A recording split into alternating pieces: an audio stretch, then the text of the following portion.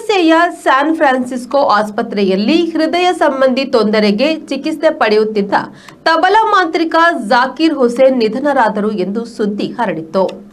ಈ ಸುದ್ದಿಯು ಹೊರಬೀಳುತ್ತಲೇ ಸಾಕಷ್ಟು ಸಂತಾಪ ಸೂಚಕ ಸಂದೇಶಗಳು ಹರಿದಾಡಿದ್ವು.